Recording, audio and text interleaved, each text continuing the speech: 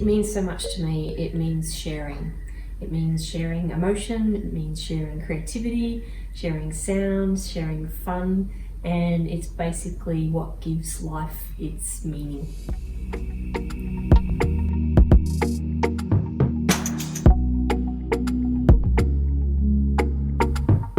So the first time I heard the bass clarinet was an orchestral recording. I couldn't tell you what recording it was, which orchestra, but I just heard this sound come out of nowhere and I was like, what is that? It's not a clarinet, it's not a saxophone. I love it, you know. And then I heard it in the Queensland Symphony Orchestra live.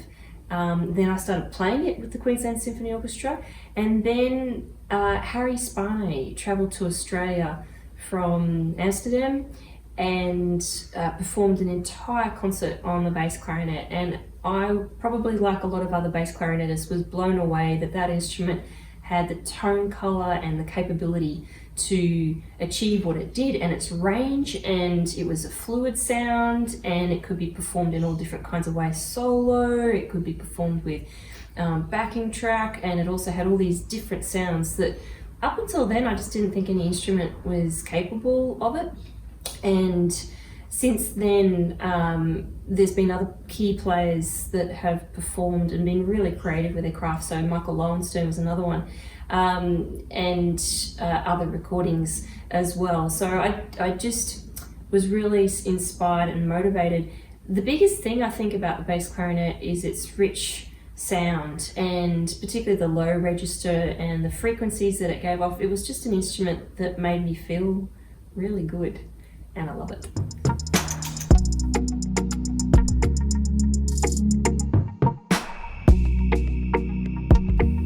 The first concert I think I ever performed with bass clarinet, I believe, was the Queensland Symphony Orchestra. I was quite young at the time. I think I was only like in my second year of an undergraduate Bachelor of Music degree. And if I remember correctly, I was booked to play with them. So they're our professional orchestra in Queensland, Australia, in Brisbane, Australia. And I was booked to play with them, and I'm pretty sure it was the Nutcracker. And that's a challenging part, but there was just so many solos and so much rich contribution to the wind section and also the rest of the orchestra.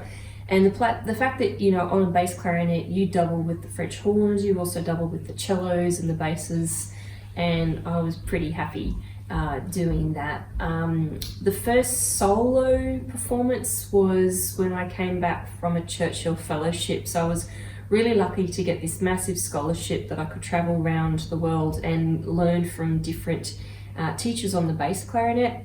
And then I came back and did a concert on the bass clarinet, and kind of, I guess, in some ways there was a similar reaction by the audience, that they just didn't know that the bass clarinet was actually capable of a variety of styles and techniques, and that was really, really super amazing to be able to share that with the audience.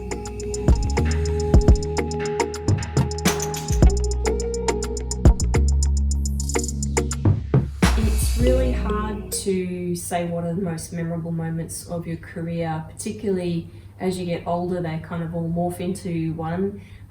Is it that CD recording you did? Is it that, you know, major concerto you did, or that kind of stuff? But I would have to say memorable because of the environment, the people that I was with, and the country. I remember traveling to Assisi for the International Clarinet Association Fest and performing a bass clarinet recital there in Italy. That was just really amazing. I've also performed with many orchestras in Australia, and that too was just really fantastic, particularly in playing various sort of operas that are newer works where the bass clarinet was actually featured, and not kind of like put away, or just, you know, someone that just basically doubles another instrument, but it was actually the composer actually understood what the capabilities were of the bass clarinet. And then also I do a lot of music theatre work where you actually double on multiple instruments, but again, same thing, when they actually decide that the bass clarinet can assume a character, that's really sort of exciting. as well. And those ones crop up, and it's great to have those solos to look forward to night after night after night.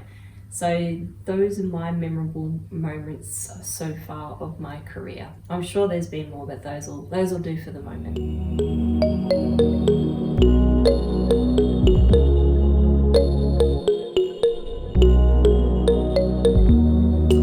The advice I would give young people who are beginning the bass clarinet, and this could be young people that are like 10 or 11 years old, or young people that are maybe in an undergraduate training that have come from clarinet to bass clarinet.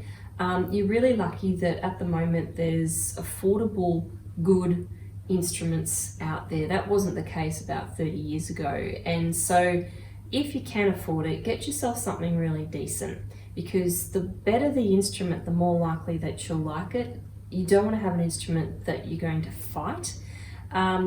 Get a good mouthpiece. So if you can't get the good instrument, get a good mouthpiece. That's a really good start. And try to find someone. Do your research and find out someone who knows and can sort of help you with that as well.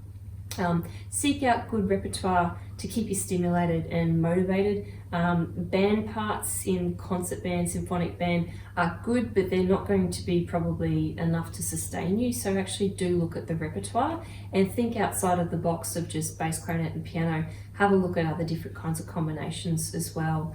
I would say always start practicing with long tones, lower register. If you can, get some mechanism that allows you to stand up without any pain. So look after yourself. And above all, just have some fun.